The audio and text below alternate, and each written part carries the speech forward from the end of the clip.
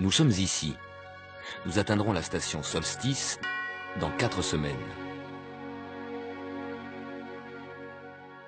La semaine dernière, vous avez peut-être vu des étoiles filantes, les Léonides. Elles s'appellent Léonides parce qu'elles semblent venir de la constellation du Lion, à mi-chemin entre la Grande Ourse, à gauche en haut, et Sirius, à droite, à peine au-dessus de l'horizon. En réalité, les étoiles filantes, poussière de comètes, n'ont rien à voir avec les étoiles qui forment la constellation du Lion, des milliards de fois plus éloignées. Les comètes laissent des débris que la Terre traverse. Ce sont les étoiles filantes. Tout près de nous, à une centaine de kilomètres d'altitude, ces minuscules poussières s'enflamment au contact de l'atmosphère de la Terre. Les Léonides sont éparpillés sur la trajectoire de la comète Tempel-Tuttle, qui à chaque passage, tous les 33 ans, laisse de nouveaux débris et provoque un renouveau d'étoiles filantes. L'astronome italien Schiaparelli avait observé un passage en 1866 et prédit une pluie d'étoiles filantes pour la fois suivante. Mais il n'avait pas compté avec Jupiter, qui passa près de la trajectoire de la comète. Le champ gravitationnel de la planète géante dévia les particules loin de la Terre, pas d'étoiles filantes. Depuis, la comète Tempel-Tuttle est passée plusieurs fois. Elle a bien rechargé sa trajectoire de nouveaux débris, dont quelques-uns s'enflamment au contact de l'atmosphère de la Terre.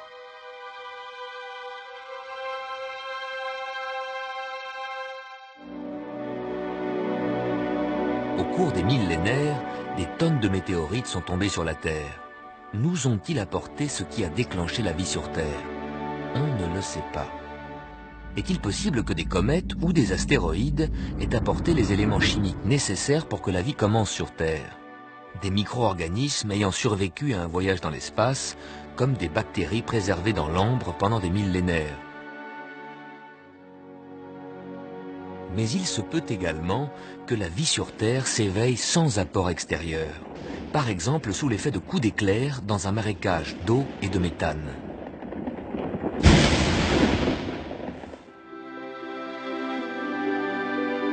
C'est quoi la vie? Au départ, c'est une molécule qui apprend à faire une copie d'elle-même. Sous certaines conditions, cette multiplication se serait produite spontanément sur Terre. Ces conditions peuvent exister à bien des endroits en dehors de la Terre. Sur notre Lune? Ah non, là il n'y a ni atmosphère ni eau. Les cratères et les marques d'impact n'ont pas changé depuis des milliards d'années. Les seules marques de vie sont les empreintes des astronautes qui ont marché sur la Lune il y a un quart de siècle et qui resteront, elles aussi, intactes pour des millénaires. Y aurait-il de la vie sur les autres planètes? Ou en dehors du système solaire? Sommes-nous seuls dans l'univers? Depuis des siècles, nous scrutons Mars. En 1976, la sonde Viking qui survole Mars transmet une photo stupéfiante. Dans le paysage martien, un visage humain nous regarde. Ce n'était bien entendu que l'ombre d'un monticule. Mais au-delà de la légende des petits hommes verts, les traces éventuelles de microbes martiens nous ont été révélées. Sur le sol aride de Mars, on distingue les traces d'anciennes rivières.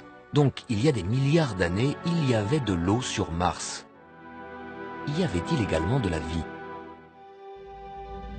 Il y a 16 millions d'années, un grand astéroïde serait tombé sur Mars, éjectant des fragments de sol dans l'espace.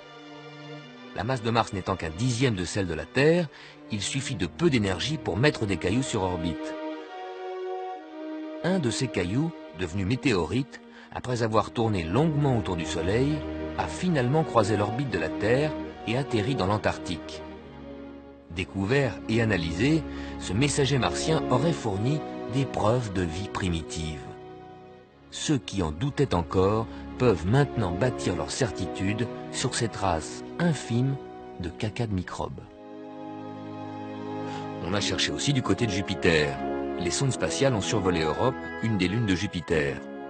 Sa surface est une croûte épaisse de glace qui couvre peut-être un océan. La présence d'eau fait penser qu'il pourrait y avoir de la vie. Mais quelle vie par moins 150 degrés? Au mieux, des bactéries comme celles qui vivent dans nos glaces polaires, mais certainement pas des extraterrestres qui partageraient notre engouement pour l'exploration spatiale.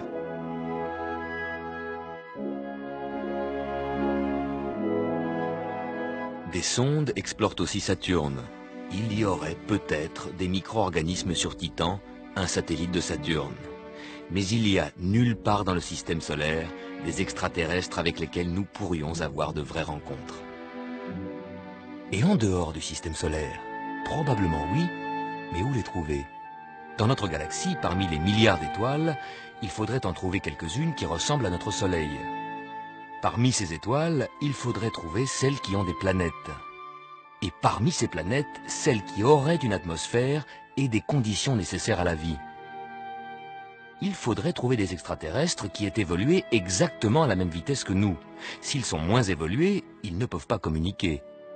S'ils sont en avance sur nous, ils nous ont peut-être déjà découverts, mais nous ne les intéressons pas. Dans le temps qui s'écoule pour l'univers, notre civilisation actuelle n'est qu'un moment très bref. Pour communiquer avec les extraterrestres, à l'autre bout de la galaxie, il faudrait que tous ces critères coïncident. Là, on pourrait se parler. Mais un tel enchaînement de coïncidences est peu probable. La rencontre avec des extraterrestres montre bien qu'il y a une grande différence entre ce qui est possible et ce qui est probable.